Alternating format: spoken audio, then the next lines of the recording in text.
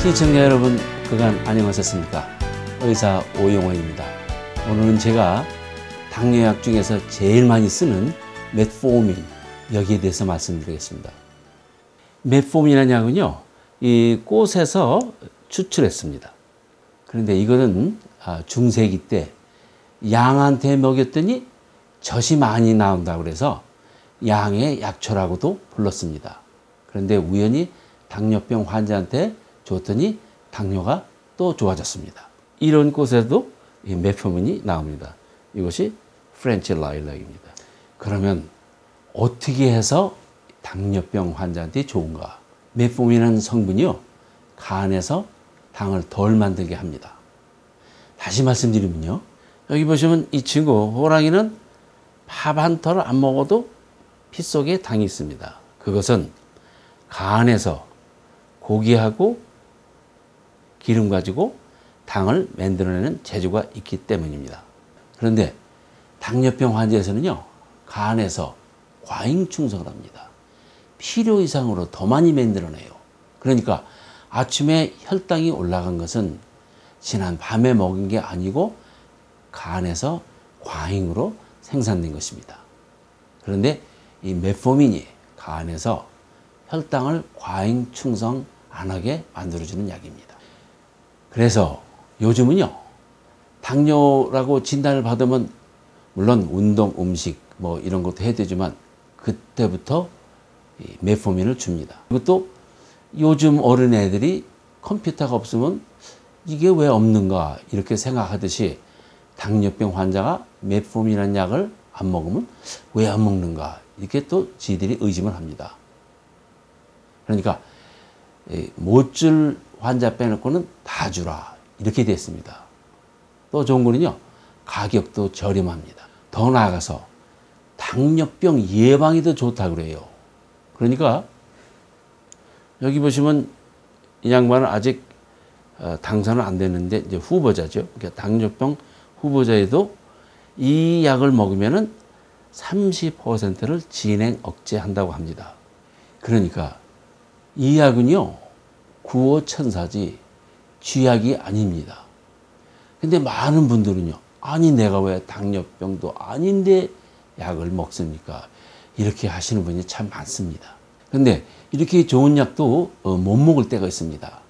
언제냐면요, 콩팥이 나빠지면. 메트포민은 콩팥을 통해서만 배출되기 때문에 콩팥이 나쁘면은 먹을 수가 없습니다. 예를 들면요, 이렇게 고속도로로 가면은 이렇게 아무 데서나 나올 수가 없죠. 꼭 엑시트로 빠지는 것처럼 이 약은 콩팥으로만 빠지니까 콩팥이 나빠지면은 이 약이 축정하게 됩니다. 따라서 콩팥이 조금만 나빠져도 이 약을 드릴 수가 없습니다.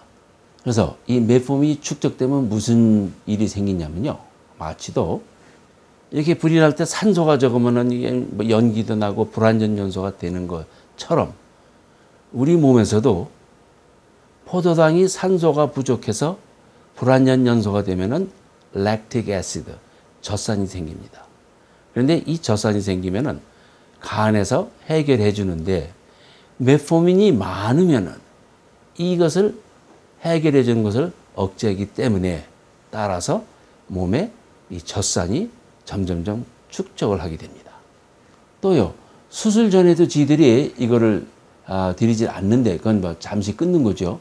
왜냐하면은요, 뭐 수술하다가 뭐 좋게 끝날 수도 있지만은 뭐 출혈이 많아가지고 그렇게 되면 이제 몸속에 산소가 부족하니까 그래서 그럼 또 젖산이 또 많아집니다.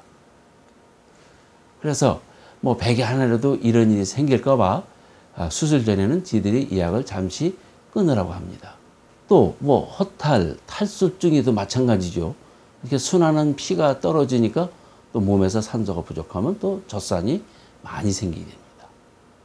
이렇게 젖산이 많이 생기면요, 몸이 산성화가 되기 때문에 이래서 나쁩니다. 또 심장이 또 약해지면요, 심장에서 피를 또 조금밖에 방출을 못하면은 또한 역시 그 산소가 부족해서 몸에 젖산이 많이 생길 수가 있습니다. 그래서 심부전 환자에도 이런 약을 드릴 수가 없습니다. 그런데 이 좋은 약도요, 인슐린이 없으면 작동을 못합니다. 마취도 여기 보시면은 이 나무가 VC가 없으면은 탈 수가 없듯이 인슐린이 없으면은 이 메포민이 작동을 할 수 없기 때문에 당뇨에서도 1차성 당뇨는요, 몸에 인슐린이 없습니다. 그러니까 이런 환자한테는 이런 약을 드려도 소용이 없습니다. 메포민을 먹으면 또 무슨 일이 생기냐면 장에서 포도당 흡수를 방해를 합니다. 정상적으로는요, 포도당이 거의 다 흡수돼 가지고 대장으로 내려올 게 없습니다. 그런데 여기서 흡수를 방해하기 때문에 포도당이 대장으로 오면은 대장에는 정상적으로 대장균이 있는데 풍년이 만났습니다. 그러니까 대장균이 여기저기서 풍년을 만났으니까 몸에서 가스가 생기니까 좀 배가 뿌드득하고, 또한 포도당이 흡수 안 돼 가지고 있으니까 농도가 높으니까 물을 끓여들여 가지고 변이 mul거집니다. 그리고 또 이 약을 먹으면요, 입맛이 떨어져요. 아, 내가 국수는 싫어하는 적이 없는데 이상하다. 그래서 어떤 분은 제 몸에 무슨 이상이 있습니까? 하고 여쭙는 분도 계신데, 당뇨에서 입맛이 떨어지면 이건 정말 축복받은 것입니다. 그래서 이렇게 이 부작용이 심하면요, 무슨 약을 드릴 수 있냐면은 메포민 중에서도 여기 있는 빙산처럼, 빙산이 서서히 녹는 것처럼 이와 같은 약들은 메포민인데 서서히 용해되게 만들었습니다. 그런데 그거 하나 만들어 놓고 값이 엄청 비싸요. 그러니까 저희들은 이 약을 먹어서 부작용이 막을 수 없는 사람만, 그런 분에 한해서만 드리고 있습니다.